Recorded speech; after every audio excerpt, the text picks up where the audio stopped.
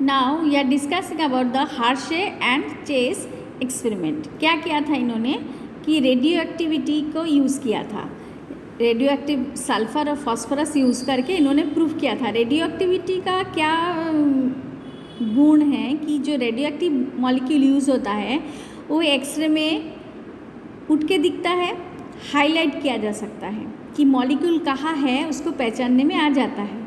तो इसके कारण रेडियो एक्टिविटी को यूज़ किया था उन्होंने, radio active phosphorus and sulphur को यूज़ किया था क्योंकि ये दोनों प्रोटीन में होता है, डीएनए में भी रहता है और सल्फर रहता है प्रोटीन में। सल्फर प्रोटीन में रहता नहीं, प्रोटीन फॉस्फोरस जो है वो रहता है डीएनए में।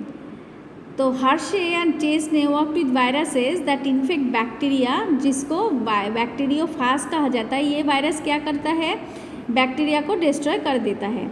And which are composed of DNA and protein, जिसके अंदर डीएनए भी होता है और प्रोटीन भी होता है। फिर they use radioactive phosphorus जो P32 in the medium for some viruses and radioactive sulphur जो S35 फॉर सम अदर्स। अभी कुछ इन्होंने ग्रुप लिया, कुछ वायरस में क्या किया, फॉस्फोरस यूज़ किया, रेडियो एक्टिव फॉस्फोरस, और कुछ में रेडियो एक्टिव सल्फर यूज़ किया। अभी they grew some viruses on a medium that contain radioactive phosphorus. अभी जो कुछ वायरस बने उसमें रेडियो एक्टिव फॉस्फोरस इंक्लूड किया था क्योंकि उसके अंदर में ये रेडियो एक्टिव फॉस्फोरस इंक्लूड हो गया। और जो दूसरे मीडियम में था उसके अंदर प्रोटीन में रेडियो एक्टिव सल्फर था। अभी viruses grown in the presence of radio active phosphorus contain radio active DNA, क्योंकि वो डीएनए में अभी उसको जब भी एक्सरे लेंगे उसमें डीएनए को हाईलाइट करके दिख जाएगा, but not radio active protein. Protein इसके लिए कारण नहीं है बिकॉज डीएनए कंटेन्स फॉस्फोरस, तो प्रोटीन में नहीं था, सल्फर यूज़ नहीं किया था, but proteins do not. And similarly viruses grown on radio active sulphur contain radio active protein but not radio active DNA. दो अलग अलग कैटेगरी हो चुका। अभी डीएनए के अंदर सल्फर नहीं रहता।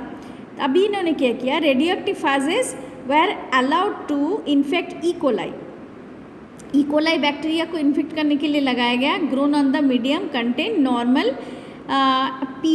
नॉर्मल जो फॉस्फोरस है और सल्फर है उसके अंदर ग्रोथ होने दिया।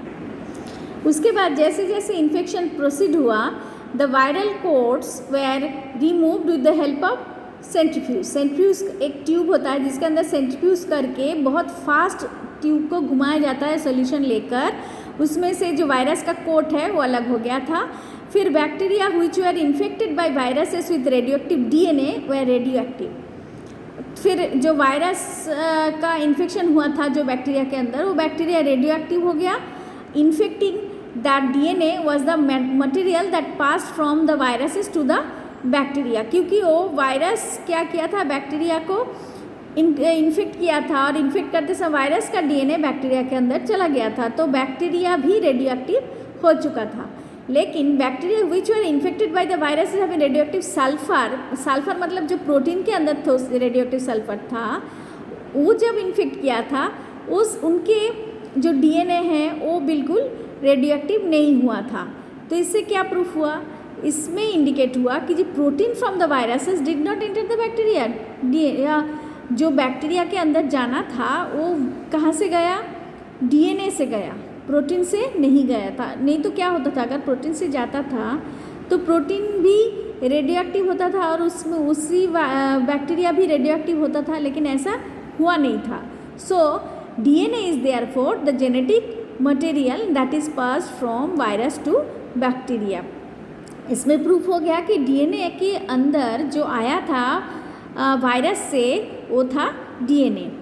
इन other words sometimes other infection जैसे radioactivity for phosphorus and sulphur was tested, only radioactive phosphorus was found inside the bacterial cell and indicating that DNA is the genetic material. इससे proof हो गया था कि DNA ही है जो transmission करता है जेनेटिक कैरेक्टर्स को। तो इसमें एक डायग्रामेटिक व्यू में ये जो दिखाया जा रहा है, सबसे पहले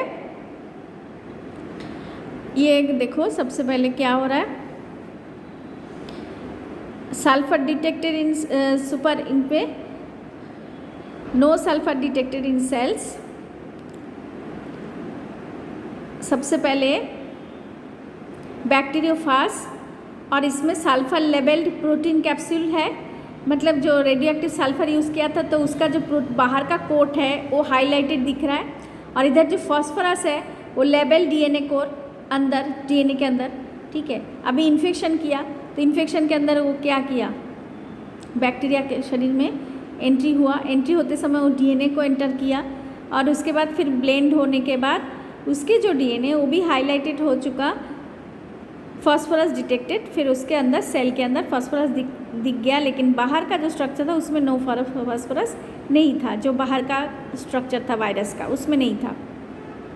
और इधर जब एंटर हुआ प्रोटीन कोड का हाईलाइट होने के कारण अंदर जो नॉर्मल डीएनए था वही अंदर आया, तो बाहर ही रह गया उसका रेडियो एक्टिव जो प्रोटीन था वो तो बाहर ही रह गया।